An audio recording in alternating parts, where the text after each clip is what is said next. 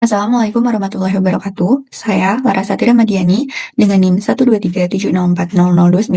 Pada kesempatan kali ini saya akan memaparkan poster ilmiah yang berjudul Pencemaran Lingkungan Akibat Kebakaran TPA Sarimukti sebagai Dasar Pemantauan Dini Kualitas Lingkungan Kabupaten Bandung Barat. Dimulai dari latar belakang. TPA Sarimukti di Kabupaten Bandung Barat merupakan TPA regional yang melayani seluruh Bandung Raya.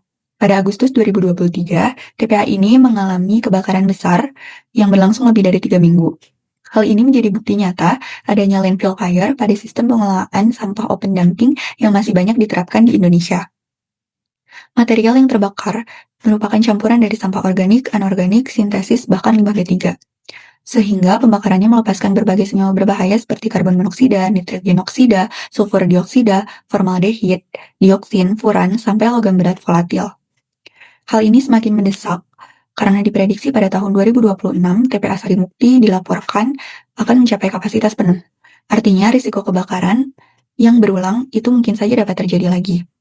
Sehingga diperlukan sistem yang bisa mendeteksi pencemaran lebih awal sebelum dampaknya meluas ke pemukiman sekitar.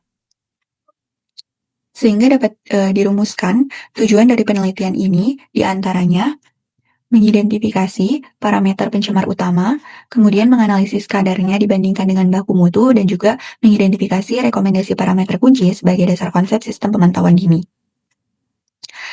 Lalu mengapa hal ini menjadi penting? Karena paparan dari karbon monoksida sendiri dapat mengganggu pengikatan oksigen dalam darah.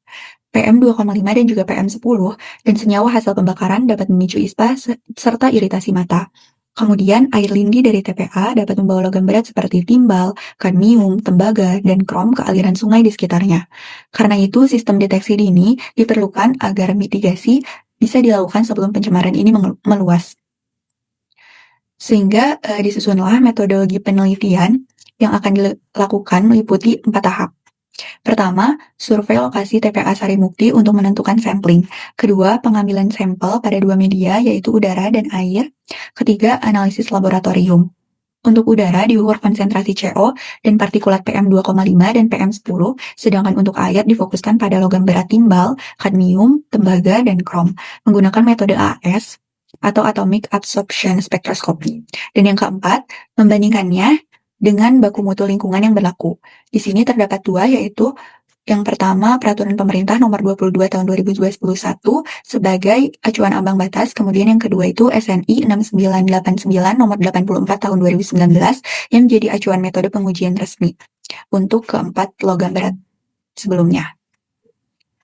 Maka disusunlah hasil yang akan diharapkan. Yang pertama ini pada poin 5.1, pada parameter pemantauan ini, untuk media udara, saya mengukur karbon monoksida menggunakan sensor, serta PM2,5 dan juga PM10 menggunakan alat portable. Untuk media air, saya fokuskan ke 4 logam berat, yaitu timbal, kadmium, tembaga, dan juga krom, yang nantinya itu akan diacu ke 2 baku mutu, yaitu Peraturan Pemerintah Nomor 22 Tahun 2021 dan juga SNI Nomor 84 Tahun 2019. Kemudian untuk poin 5.2, di sini saya menggambarkan ilustrasi prioritas resiko, di mana berdasarkan kajian literatur, saya bagi prioritas risiko ini menjadi 2 kelompok. Yang pertama itu risiko akut dan yang kedua itu risiko kronis atau karsinogenik. Dalam kelompok risiko akut, karbon monoksida, partikulat, dan juga CH4 ini memiliki bahaya yang terasa cepat seperti hipoksia dan iritasi saluran nafas. Sedangkan untuk kelompok risiko kronis atau karsinogenik, di sini ada polisiklik aromatik hidrokarbon, ada timbal dan juga kadmium yang efeknya itu jangka panjang, termasuk potensi karsinogenik dan neurotoksik. Kemudian untuk poin 5.3 di sini konsep sistem pemantauan dininya itu saya merancang konsepnya awalnya itu sistem pemantauan dininya itu sensor mendeteksi karbon monoksida atau PM atau partikulatnya. Kemudian datanya ini akan masuk ke sistem berbasis IoT atau Internet of Things. Kemudian akan dibandingkan dengan ambang batas. Lalu jika melewati ambang batas yang aman, sistem akan mengirim alert otomatis.